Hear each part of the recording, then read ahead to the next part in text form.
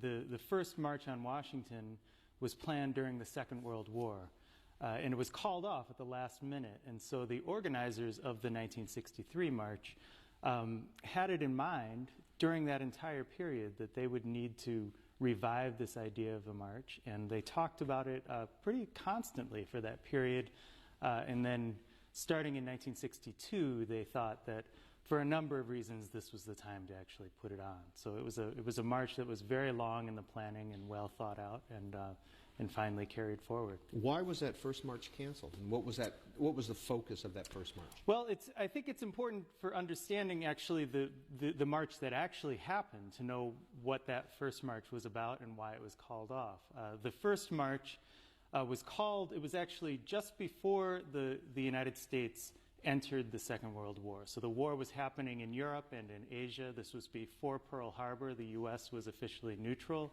But the U.S. was supporting the Allies already through supplies. So this is the period in which then President Franklin Delano Roosevelt called for the United States to be the arsenal of democracy, to support democracy by building airplanes, tanks, weapons to support the Allies in Europe and Asia. And this was a period in which this mobilization effectively ended the Great Depression for most Americans. People had jobs, the wages were going up.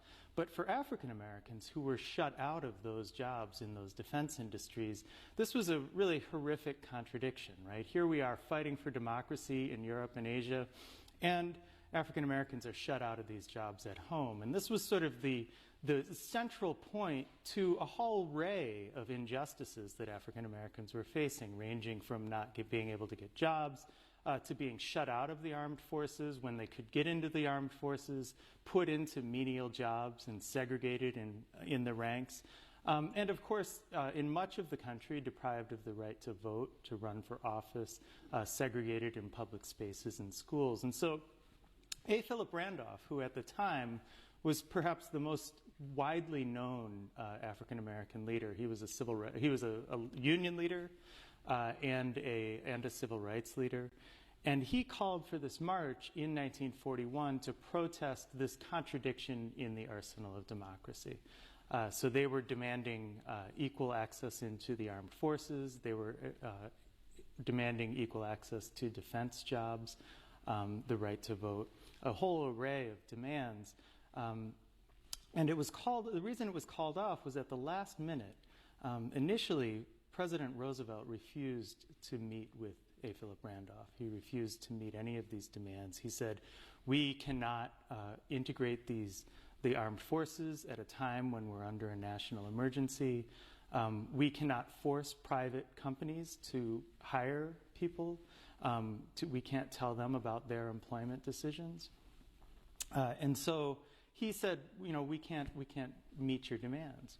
But at the last minute, when it became clear that tens of thousands, perhaps 100,000 African Americans were going to march on the nation's capital in the middle of this mobilization for the Second World War, suddenly the president backed down. And he agreed to what was really the most important. It wasn't the only demand, but it was the most important demand. And that was to issue an executive order that would ban defense contractors. So any company that had a defense contract to build planes, to build tanks, to build weapons with the federal government had to agree to hire people regardless of their race, their religion, their national origin, or their color. So this was an executive order. It was not a law. It was issued as an emergency order. So it was to meet the demands of the war. And it was at the time seen as a tremendous victory. People compared it to the Emancipation Proclamation, which was another executive order. The problem with it was that because it was an executive order, it would expire after the war. It only applied very narrowly to a company that had a defense contract, right? So it was not any employer. And so at the last minute, A. Philip Randolph said, we're going to call off the march for now, but we're going to remember that we can continue this march. We can reorganize this march at any time. And so that set up this process. In some ways, this was the moment of what we would now call the Civil Rights Movement, the beginning of the Civil Rights Movement. Well, how important was A. Philip Randolph and the Porters Union? So A. Philip Randolph was, he was the president of the Sleeping Car Porters Union.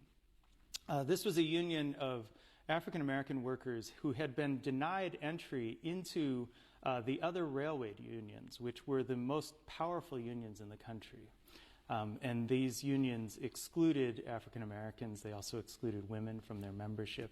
And so as a result of this, a number of porters, these were black men who worked on the luxury train cars that crossed the country, sort of the equivalent of flight attendants today, right? They organized their own union, and they turned to A. Philip Randolph, who actually was not a porter. He did not work in this job. He was a well-known socialist activist. He was a political activist. He published a newspaper. And they turned to him because he was a well-known speaker and a writer. He had actually been an actor, a Shakespearean actor, so he was a very good speaker. And they turned to him really as a spokesperson. And he became a very effective spokesperson for this growing union, what was now, at the time in the 1920s, a very small and very powerless union. But his claim to fame, his initial fame came when he forced the Pullman Company, which operated these luxury train cars, to sign a contract with these porters. This was the first major contract that was won on behalf of African American workers in the 1930s. He affiliated with the American Federation of Labor and made this a very well-known and established union. And that sort of established him as, by the 1940s, he was known as the Dean of Civil Rights and the most important, really, black leader in the country. So why do you feel that it's important for Americans to keep other Americans away from certain privileges? The called-off march in 1941, A. Philip Randolph was active in the 1963 march as well. That's right. He was the director of the 1963 march. It's a march that's often known as Martin Luther King's March on Washington, and that's really a name that it acquired in hindsight. At the time, everybody really knew that and recognized that A. Philip Randolph was the principal leader of the march. So, what was Martin Luther King's role in the 1963 march? Well, by 1963, Martin Luther King had really established himself as an important leader. He was very well known for his leadership in the Montgomery bus boycott in the previous decade. He had formed the Southern Christian Leadership Conference, and he was widely known really as the leader of the Southern Civil Rights Movement, this movement that was based on nonviolent civil disobedience, aimed at ending the system of Jim Crow in the South. He was a tremendous speaker. Everybody knew that he was a phenomenal speaker. But he wasn't the only, and in many ways, the principal leader of what we would know as the Civil Rights Movement. So the Civil Rights Movement, I think it's important to remember, was a national movement. It was a movement that was not just focused on ending Jim Crow in the South. It was a movement that went back to this effort during the Second World War to win equal access to jobs, and had really retained that effort to try to build a national movement that could end racial inequality. So, let me know in the comments, what do you remember most about Martin Luther King? By 1963, Martin Luther King was very well known as a speaker, as a leader of this, in some ways, a part of the movement. And so when A. Philip Randolph went to reorganize this march that he had called off back in 1941, everybody said, well, you better get Martin Luther King. You need to get his support. And he went to Martin Luther King, and Martin Luther King said, well, I will support you, but let's expand the goals of the march. The march is not just about winning equal access to jobs, fighting employment discrimination. It's also about winning the right to vote in the South, which for somebody, A. Philip Randolph lived in New York City. He had the right to vote. This was not sort of primary on his mind. But for somebody living in Montgomery or living in Atlanta, this was the primary goal, to end the segregation in lunch counters and the things that I think we often sort of popularly associate with the civil rights movement more broadly.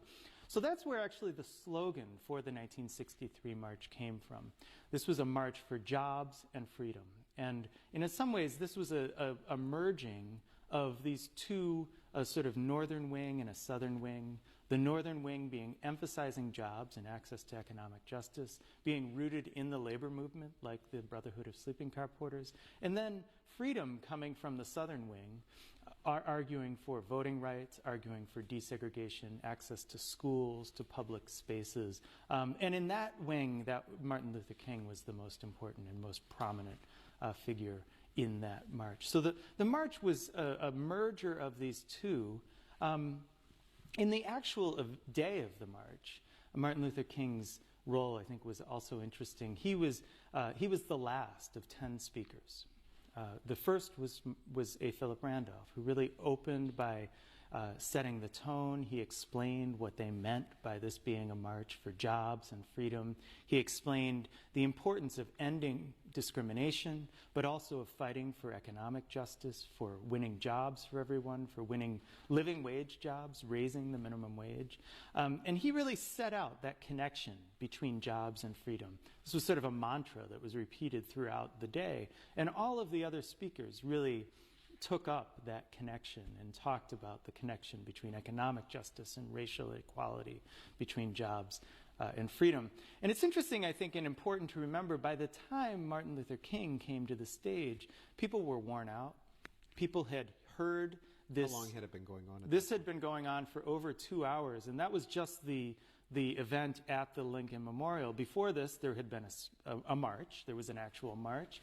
Most of the people there had traveled the night before, so they were exhausted. This was a really exhausting experience. And Martin Luther King, everybody knew that he could bring people back, sort of revive their spirits, focus them on going home and continuing this struggle. And so his role was one of uplifting people, and he was chosen sort of as that role. And everybody knew, as a really tremendous speaker, he could do that. And I think most of us have seen that speech, and we can testify. This video raises questions, and I want you to be extremely honest in the comments when answering them. Just so you know, there are 2 questions. 1, have you ever heard about the March on Washington? And number 2, what do you think the March on Washington represents to you? Now, be honest when answering these questions in the comments. Share this video with anyone you deem necessary, and don't forget to like and subscribe.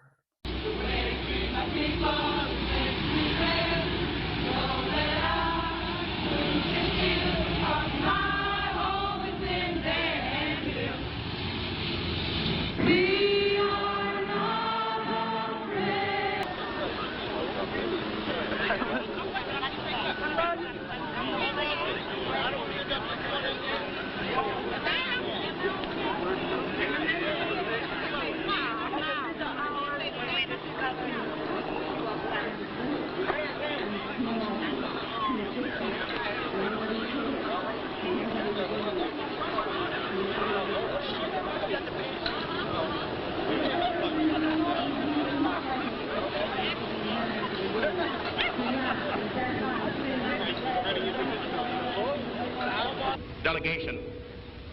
The location for the meeting with Senator Ribikoff has been changed to the Red Cross tent, which is to my left. 11 o'clock, Senator Ribikoff will meet the Connecticut delegation at the Red Cross tent. How many deaths will it take till he knows that too many people have died? The answer, my friend, is blowing in the wind. The answer is blowing in the wind.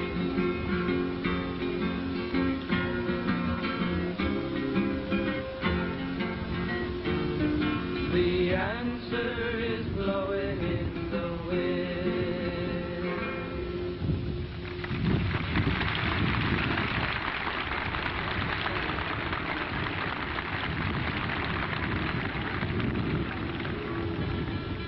We'd like to sing a song.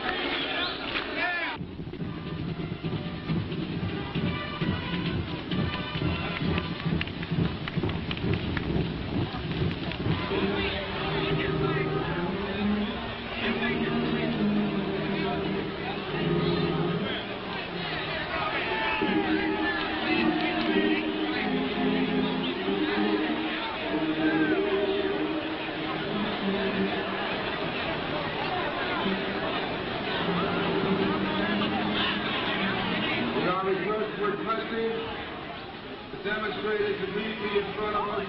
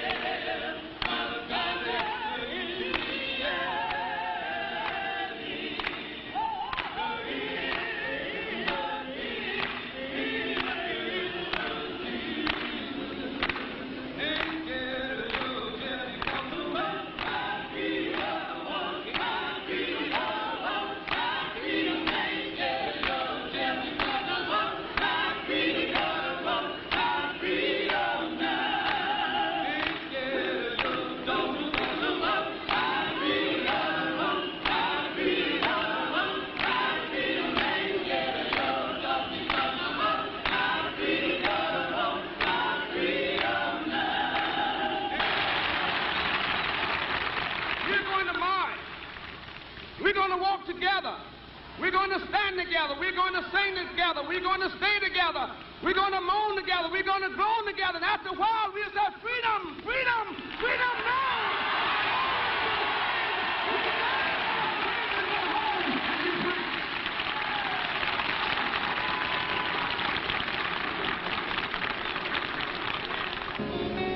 There grows a tree in paradise, and the pilgrims call it a tree of life. All your trials, Lord, soon be over. All your trials, Lord, soon be over.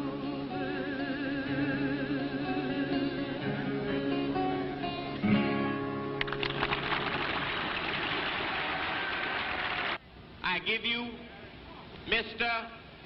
Burt Lancaster.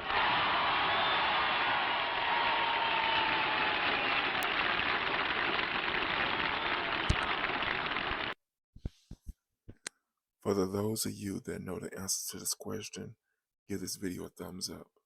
For those of you that don't know, give me your best guess in the comments. How many people do you think showed up for the March on Washington?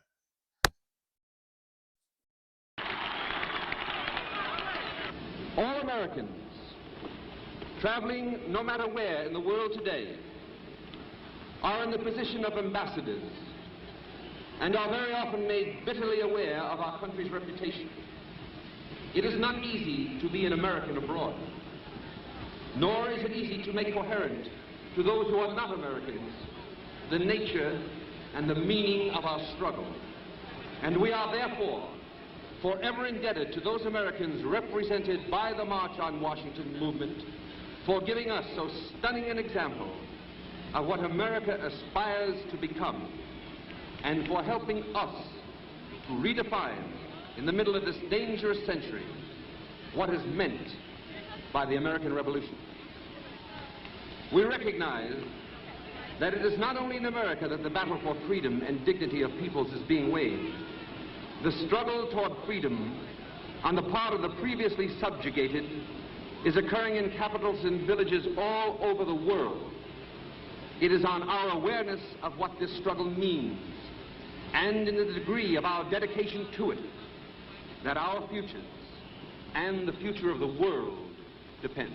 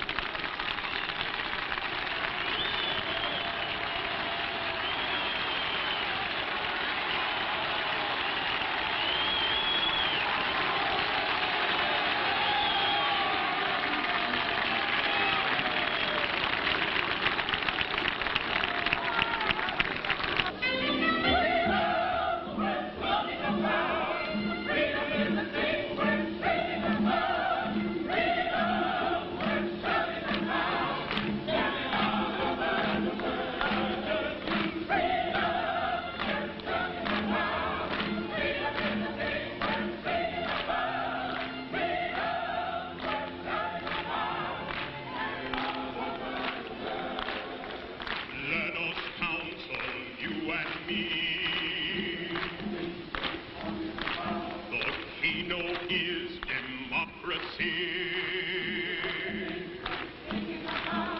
Spread the message far and near. The time is now. The place is here. The acknowledged champion of civil rights in America, Mr. Roy Wilkins, Executive Secretary, National Association for the Advancement of Culture.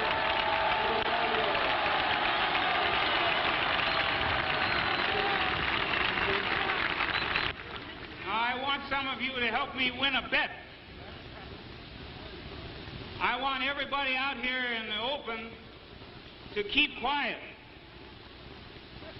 And I want to hear a yell and a thunder from all those people who are out there under the tree.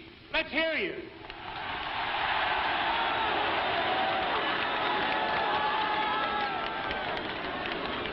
Yeah.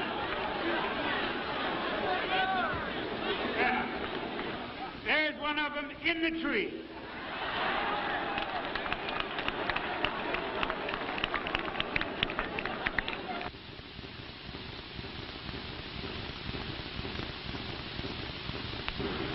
Let us bow our heads in prayer.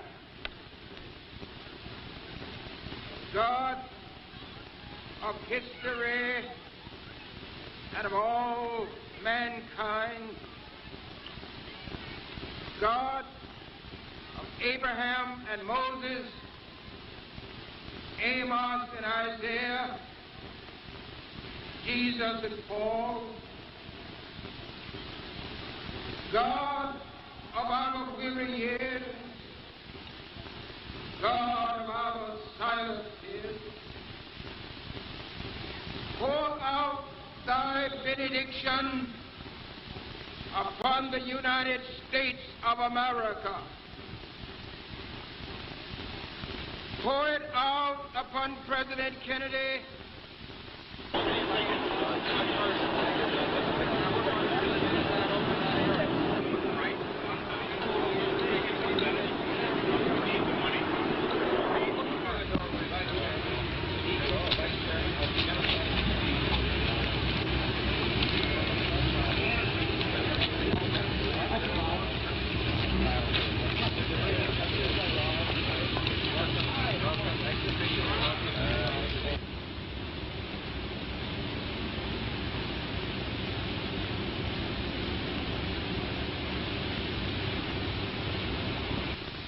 However, we know that this is not going.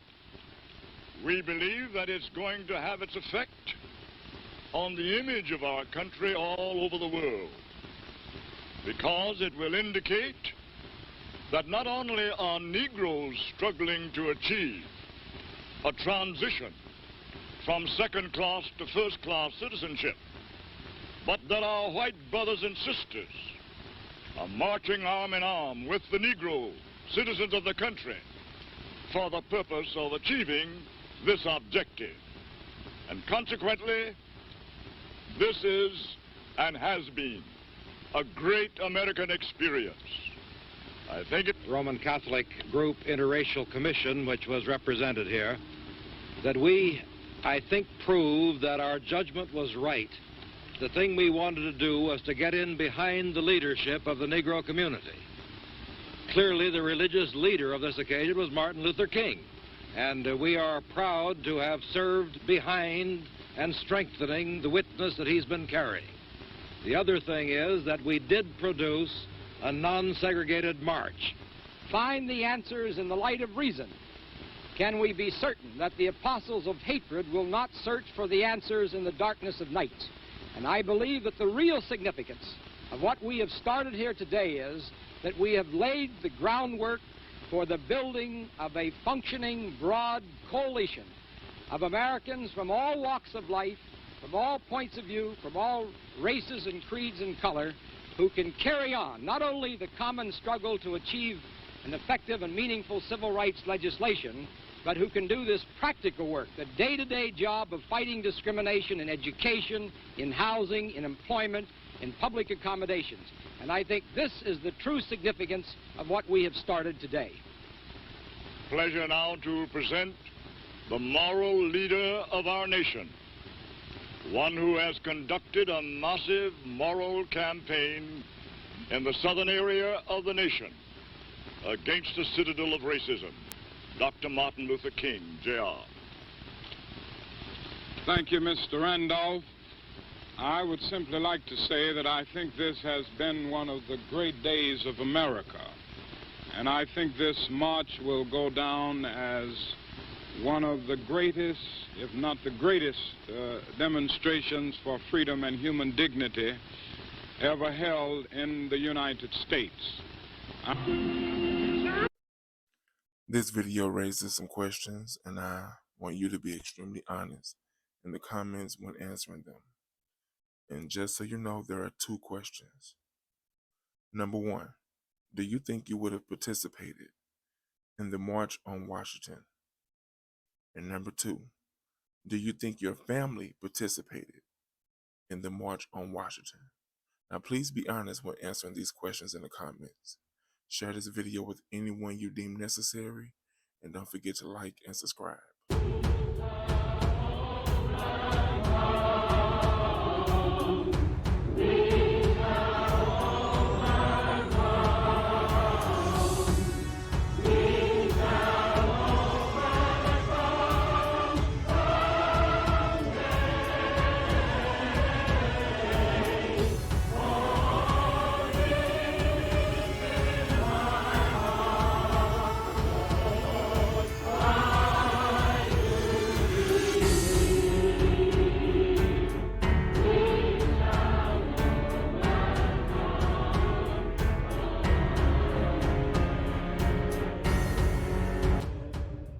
At this time, I have the honor to present to you the moral leader of our nation.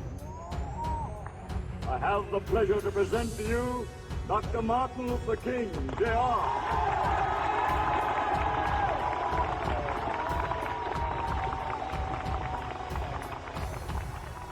I am happy to join with you today in what will go down in history as the greatest demonstration for freedom in the history of our nation.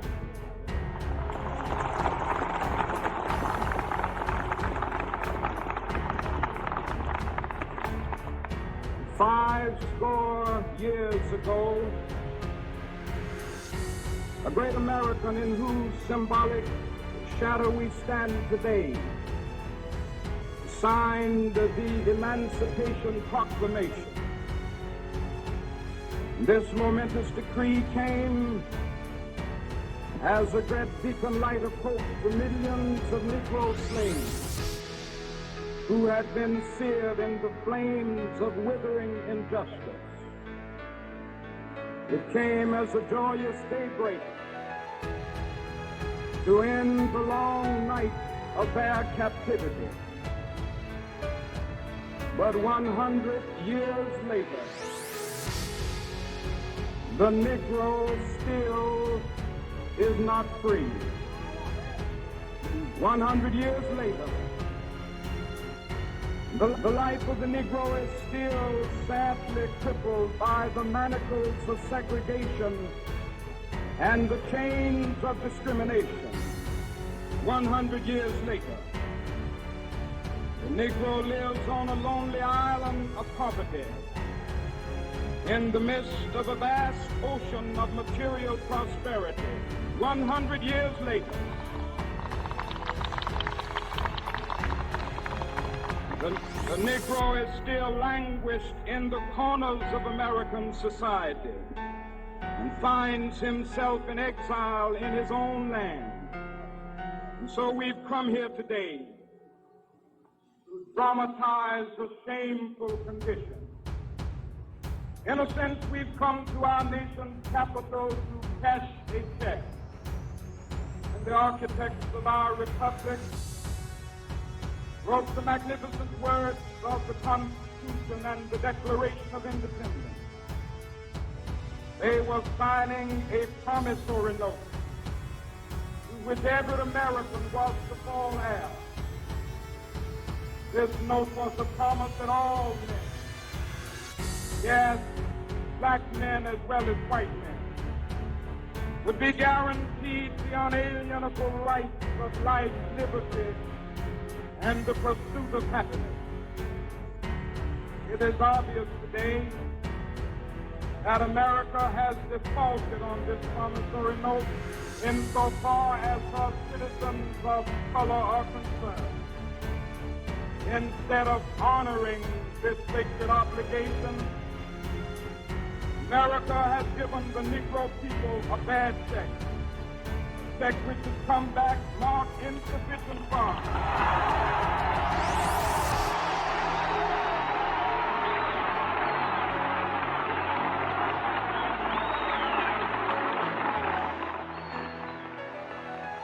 But we refuse to believe that the Bank of Justice is bankrupt. We refuse to believe that there are insufficient funds in the great vaults of opportunity of this nation. So we've come to cash this check, a check that will give us upon demand the riches of freedom and the security of justice.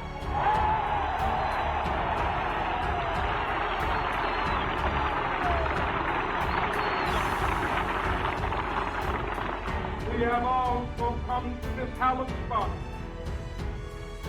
to remind America of the fierce urgency of now. This is no time to engage in the luxury of cooling off or to take the tranquilizing drug of gradualism.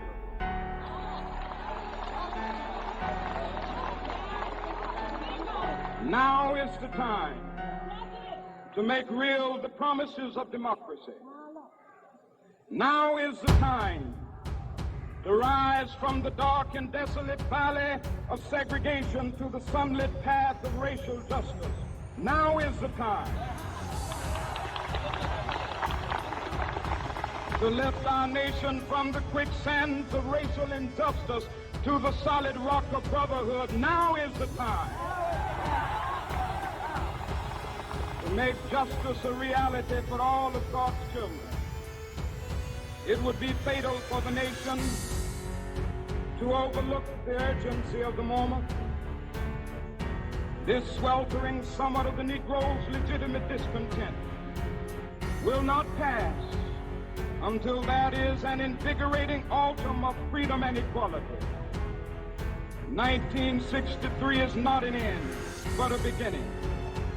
Those who hope that the Negro needed to blow off steam and will now be content will have a rude awakening if the nation returns to business as usual.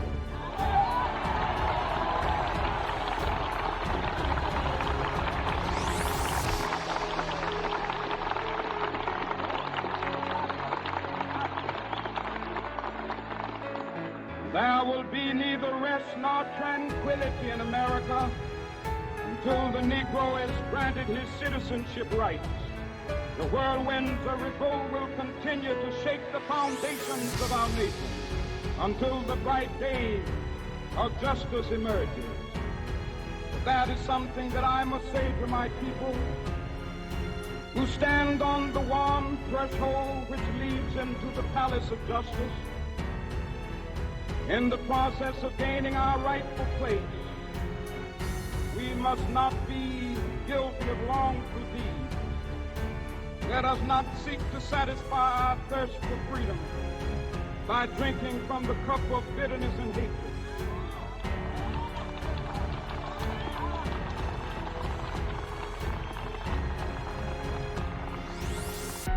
We must forever conduct our struggle on the high plane of dignity and discipline. We must not allow our creative protests to degenerate into physical violence. Again and again, we must rise to the majestic heights of meeting physical force with soul force. The marvelous new militancy which has engulfed the Negro community must not lead us to a distrust of all white people, For many of our white brothers, as evidenced by their presence here today, have come to realize that their destiny is tied up with our destiny.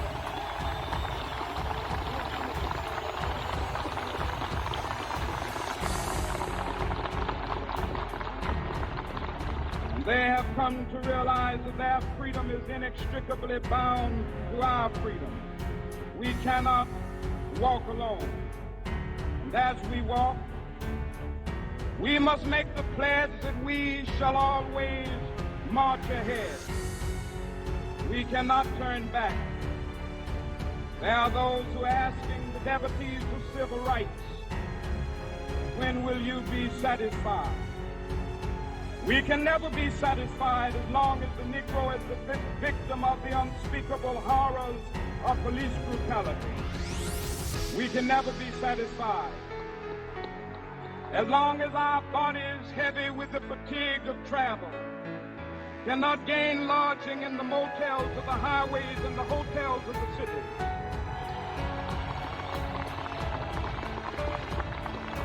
We cannot be satisfied as long as the Negro's basic mobility is from a smaller ghetto to a larger one. We can never be satisfied as long as our children are stripped of their selfhood and robbed of their dignity by signs stating for whites only.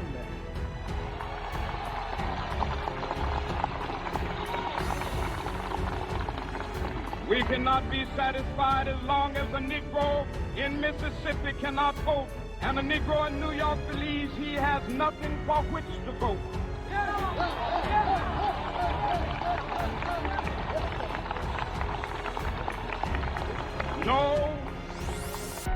No, we are not satisfied, and we will not be satisfied until justice rolls down like waters and righteousness like a mighty stream.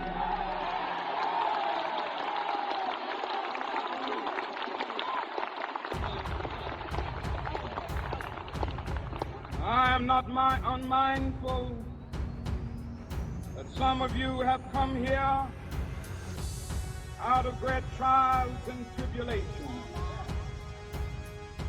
Some of you have come fresh from narrow jail cells.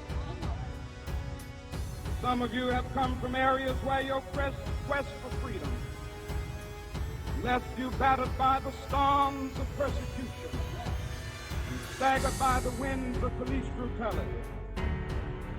You have been the veterans of creative suffering.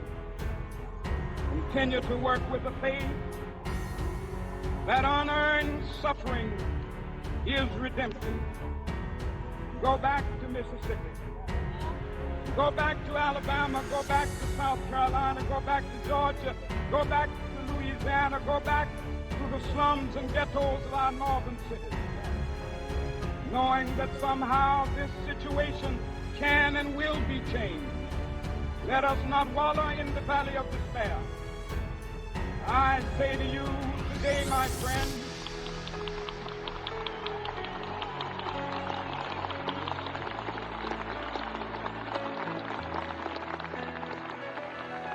so even though we face the difficulties of today and tomorrow, I still have a dream. It is a dream deeply rooted in the American dream.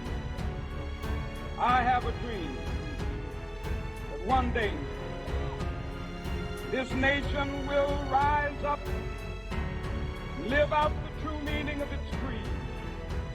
We hold these truths to be self-evident, that all men are created equal.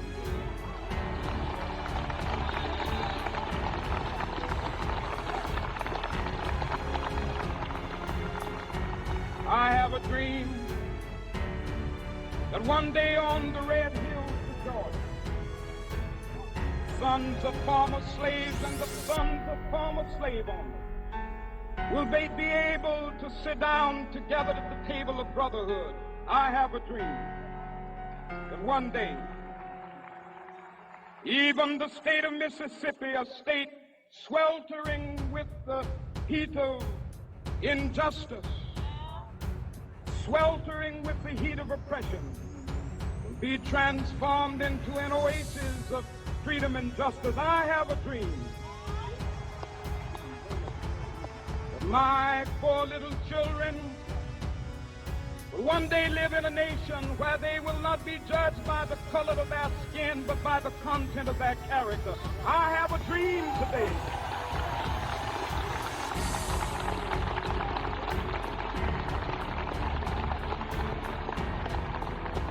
I have a dream that one day down in Alabama, with its vicious racists, with its governor having his lips dripping with the words of interposition and nullification.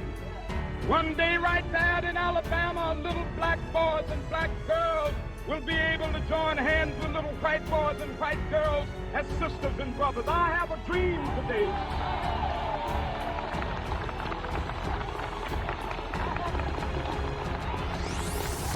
I have a dream that one day every valley shall be exalted, and every hill and mountain shall be made low, the rough places will be made plain, and the crooked places will be made straight, and the glory of the Lord shall be revealed, and all flesh shall see it together. This is our hope. This is the faith that I go back to the South with. With this faith, we will be able to hew out of the mountain of despair a stone of hope. With this faith, we will be able to transform the jangling discords of our nation into a beautiful symphony of brotherhood. With this faith, we will be able to work together, to pray together, to struggle together, to go to jail together, to stand up for freedom together, knowing that we will be free one day. This will be the day. This will be the day when all of God's children will be able to sing with new meaning, my country, tears of thee. Sweet land of liberty, of thee I sing. Land where my fathers died, land of the pilgrim's pride.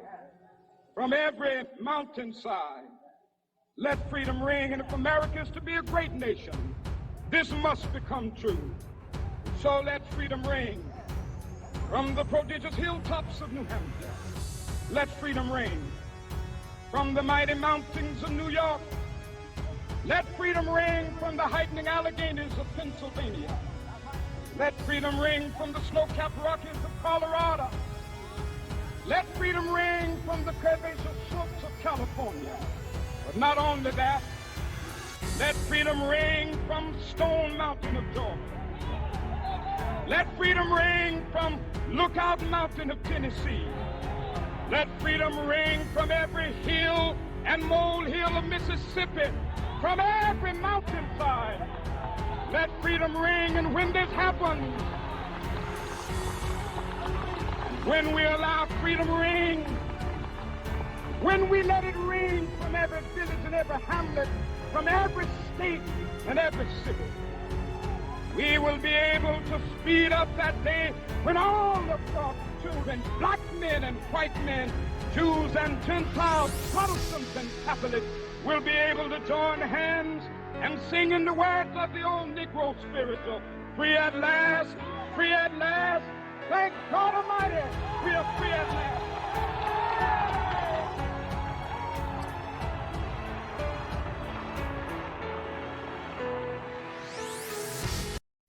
This video raises some questions, and I want you to be extremely honest in the comments when answering them. And just so you know, there are 3 questions.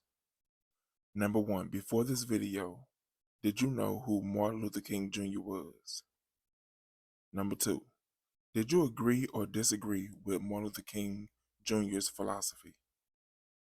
And number 3, what did you learn from this video? Now please be honest when answering these questions in the comments. Share this video with anyone you deem necessary, and don't forget to like and subscribe.